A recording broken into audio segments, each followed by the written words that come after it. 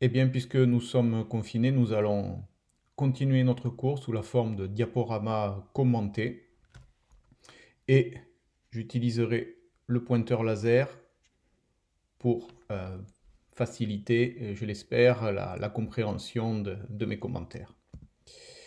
Alors, commençons par inspecter la position des échinodermes qui nous intéressent aujourd'hui sur l'arbre phylogénétique pour en déduire leurs principales caractéristiques. Donc les échinodermes, bien entendu, sont des métazoaires vrais, hein, des eumétazoaires, c'est-à-dire qu'ils sont constitués ils possèdent de véritables tissus.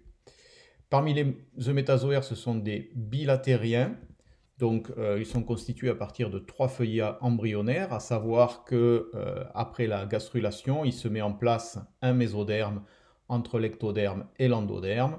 Les triploblastiques sont également appelés bilatériens car l'apparition du mésoderme induit donc euh, la mise en place d'une symétrie bilatérale.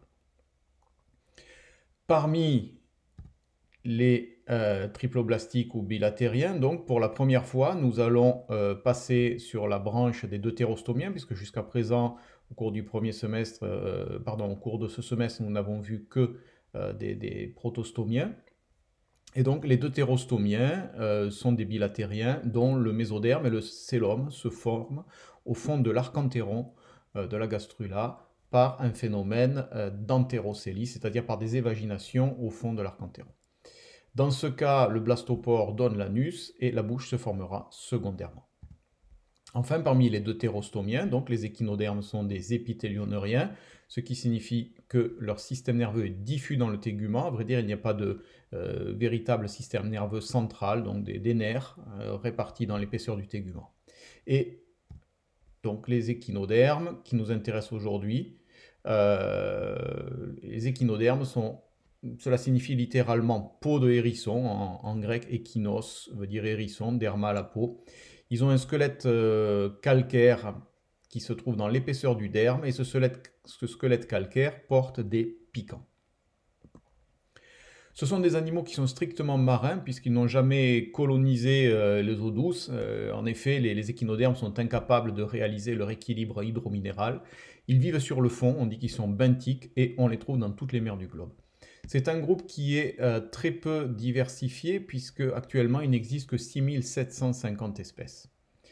Leur organisation structurale est tout à fait unique dans le règne animal puisqu'en effet l'adulte, vous avez ici un exemple d'échinoderme, présente une symétrie pentaradiée, c'est-à-dire que les organes se répètent en multiples de 5 autour d'un axe. Cet adulte par ailleurs n'a pas de tête, on dit qu'il est acéphale.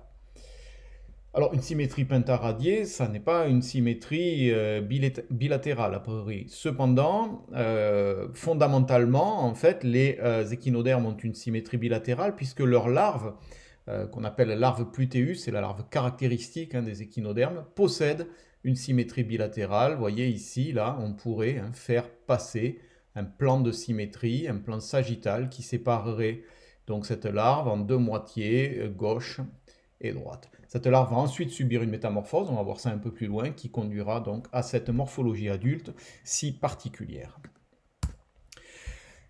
Actuellement, il existe 5 groupes d'échinodermes. Donc les plus connus sont les étoiles de mer, astérides, les oursins, les échinides. Peut-être avez-vous déjà observé sur des rochers près des côtes des ophiurides. L'ophiuride ressemble un petit peu à une étoile de mer avec des bras plus grêles et un disque central beaucoup plus marqué. Les oursins, les échinides, alors c'est vrai que là on se demande où est la symétrie pentaradiée. Il faut considérer que un oursin c'est un petit peu une étoile de mer dont les bras se seraient rejoints à la face ventrale pour donner cette forme globuleuse. Les holoturides, ce sont ce qu'on appelle également les concombres de mer, c'est un petit peu comme un oursin allongé, avec des piquants très courts. Et les crinoïdes, enfin, sont des échinodermes fixés, avec ici, vous voyez, des bras qui sont toujours en multiples de 5. Enfin, pour en terminer avec les caractères généraux, juste pour montrer un petit peu l'organisation de ce squelette dermique et des piquants. Donc, La paroi des échinodermes est assez épaisse, hein, elle est constituée d'un épiderme qui repose sur un derme. Et dans l'épaisseur du derme, eh bien, on va trouver des plaques calcaires ici, donc qui forment ce squelette dermique. Des plaques calcaires qui sont plus ou moins jointives, plus ou moins soudées, et surtout qui portent des piquants ici, donc qui reposent sur les plaques calcaires, et ces piquants sont plus ou moins acérés. Par exemple, on peut comparer les piquants des oursins, peuvent être vraiment très longs, très acérés, par rapport aux piquants des étoiles de mer, qui vont être beaucoup plus courts.